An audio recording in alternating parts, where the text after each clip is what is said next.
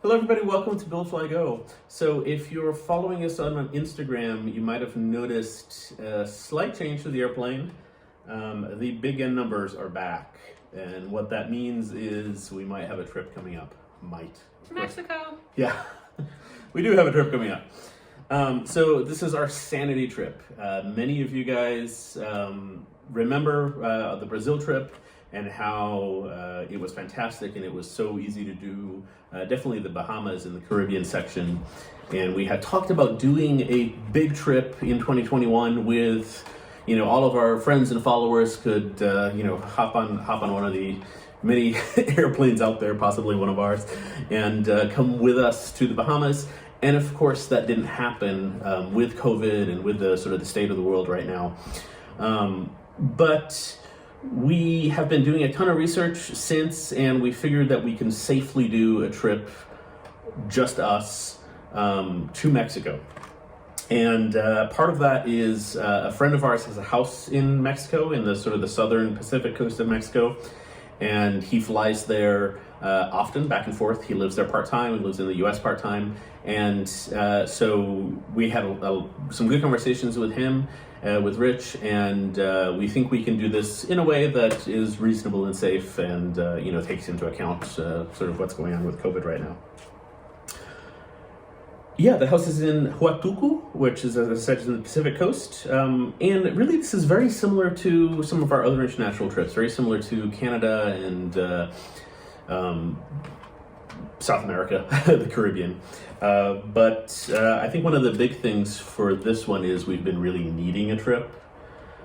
Yeah, we've been talking about planning this trip since October, and so when we started planning, it was really more just like even thinking about the trip was a good, I feel like I already have my money's worth. Like it's been a lot of good like planning time and thinking about it, and it's Wisconsin, right? The winter. Yeah, it's There's so probably cold here. 1.5 feet, 2 feet of snow outside right now, and so just having something warm to look forward to has been. Exactly. And the extra planning time with COVID has been helpful too.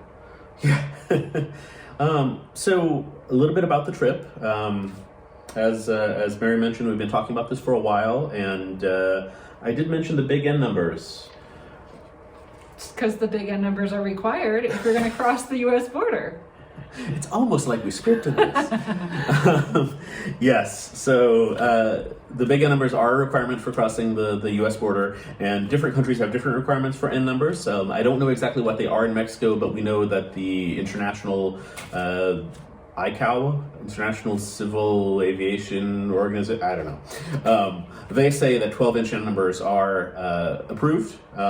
Countries can approve other N numbers, but the US actually requires those 12-inch numbers to cross the border, so it's safe, we know the N number, the 12-inch ones are good in Mexico, so we're just going to keep them. You might have seen the videos of us stressing over, is this level video, the picture of it, is this level, is this not level? It is. Level enough for a few weeks. Yeah. Bubble or two. A little bit more of the planning, crossing the border. Just like every other border crossing in the US, you have to file eAPIs, which I have a video about. Check out the eAPIs video. You just fill out the information on the airplane, fill out your passport information, say when you're going to be crossing the border, and I believe you call ahead. I need to triple check that. I think you call ahead to the one of the CBP agencies at your airport of departure or your filed airport of departure. It's not actually your airport of departure necessarily. And let them know, and then you're good. Mexico, like many other countries, also has their eAPIS equivalent.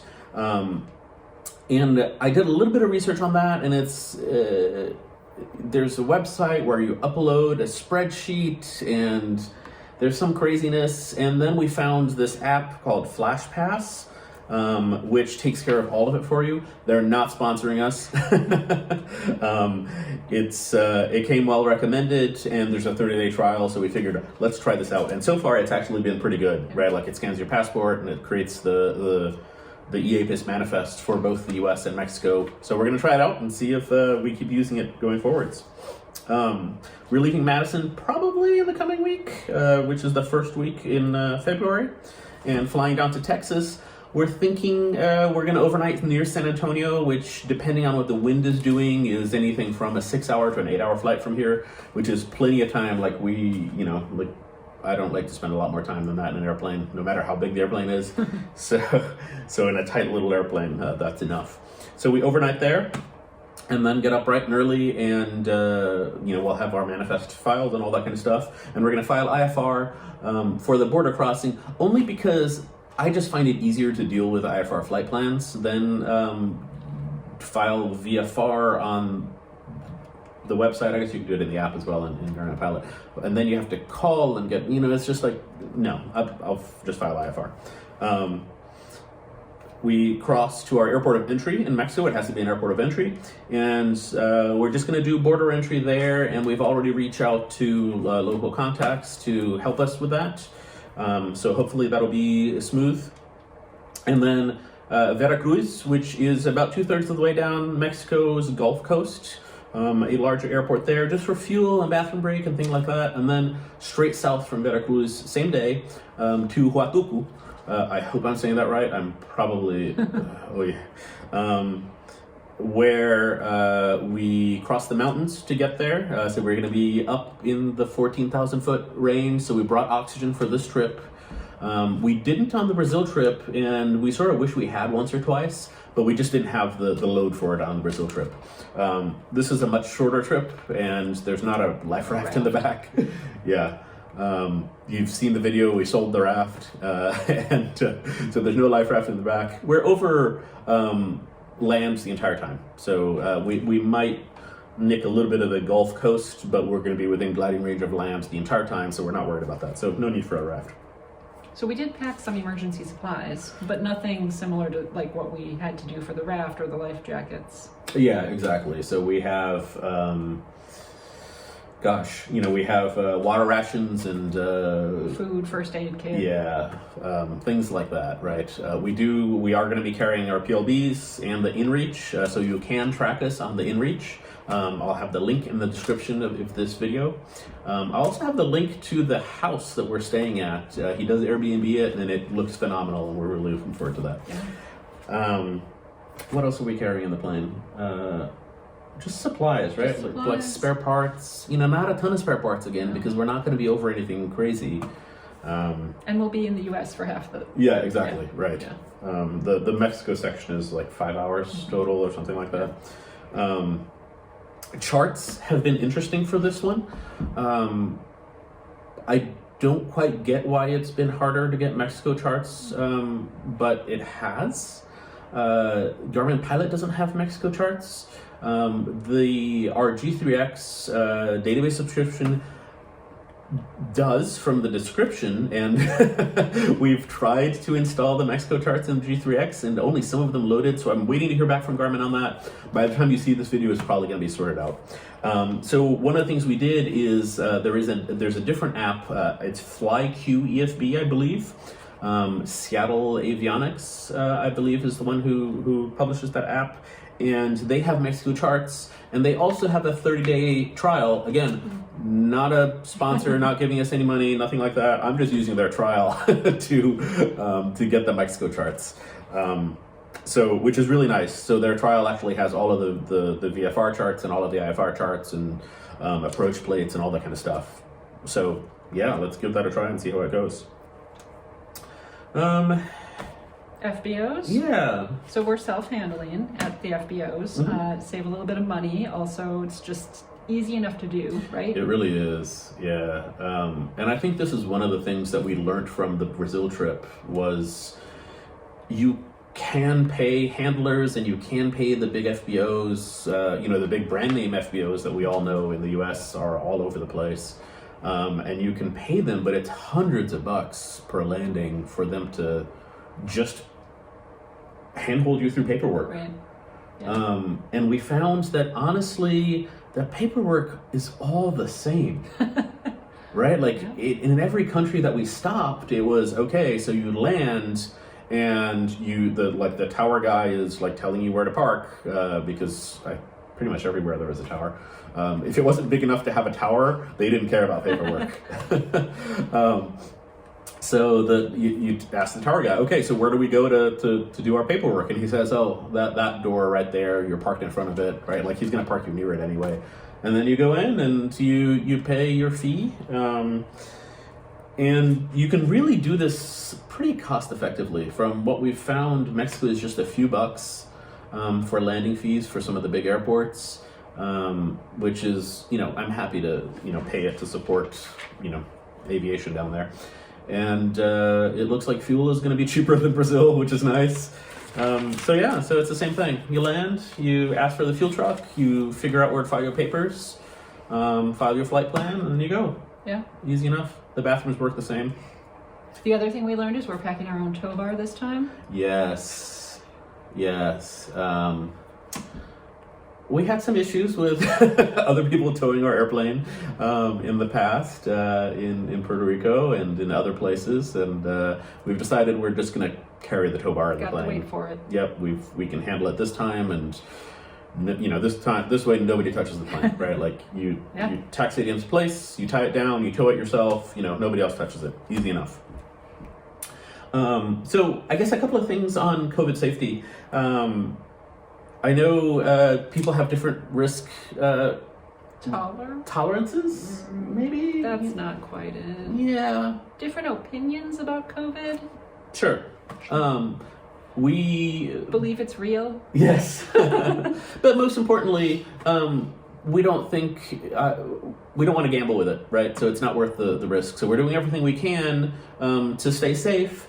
And none of these things are crazy, right? And if they help, why not? So things like we're just avoiding cabs, right? We're not going to get in a cab with anybody. And that's just planning ahead, right? Yeah. Like maybe you called and the place that we're staying probably has a car we can use. Yep. All of the available airports, most airports in the U.S. will have a crew car. So if you know where you're going to stop, just call ahead and say, hey, can you reserve the crew car for us? We're going to be there this day. We just need it to drive to the hotel at night, and then we're going to drive back, and we'll bring it back full of gas, right? So easy enough, right? So then you avoid getting in a car with someone you don't know, and you save a few bucks. Well, I guess you're going to fill it up with gas, so maybe not save a ton of bucks, but still. And when we get there, we are renting a car. Same thing, not going to get in a cab. And car rentals, honestly, in Mexico were pretty damn cheap. So that's not an issue at all, right? Like it's a few bucks a day. No big deal. Government officials there, we checked, are also, everybody's wearing a mask at airports. At the airports and in federal buildings and things like that. So really not worried about that too much. We're getting groceries delivered to the house. We're really not doing any tourism. We're not. It's kind of disappointing, but also I'm okay with that this time. All things considered. Yeah. I think the big thing for us is we're going to get to fly somewhere fun and warm. Oh my gosh, it's going to be warm. And there's a semi-private beach that's a 10-minute walk, and we're just going to walk to the beach or stay at the pool at the house, right? Like firstest of world problems here. There's a hammock. We'll be fine. Yeah. So really not worried about that. They're going to deliver food. There's restaurants nearby that will deliver food to us. And there's a kitchen, easy, right? We're getting COVID tests. We've gotten one already on 3 days ago, and we're good. We're also getting one the day before we enter Mexico because we don't want to bring anything to them. And honestly, you don't want to be sick in a different country. Nobody wants. I want to go on vacation sick. Yeah, no. Can you imagine getting there and then having to quarantine and not being able to come home?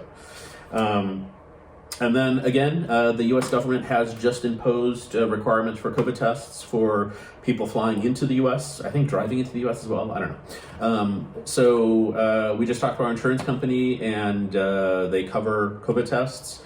And there's also the option for an at-home thing, so you don't have to mail the COVID test. So we're just going to do that. Just swab your nose, put the thing on the little card, and it tells you if you're sick or not. Then we're going to come home and just stay put in the house for a little bit and do another test in a few days, per the CDC guidelines, right? So this is not onerous, and it keeps people safe. Yep. So why not do it? Mm-hmm. And the big bonus is that I work in healthcare and I've been vaccinated. So Mary's not getting sick. So if anybody's getting sick, I mean, it's there's me. a 5% chance that I'll get sick. Yeah. Yeah. So Still doing all the things, still the mask, Yeah, all the yeah. everything. But anyway, this is an airplane vlog or an airplane video. So we're flying to Mexico. There'll be more videos as before. Not quite as many because it's really just 2 days to get there and then 2 days to get back. We'll give you a few shots of the house when we're there too. And yeah, thanks for watching as usual. Let us know what you want to see. I'll be posting some other videos that I've saved up in the meantime. All right, you guys have a good one.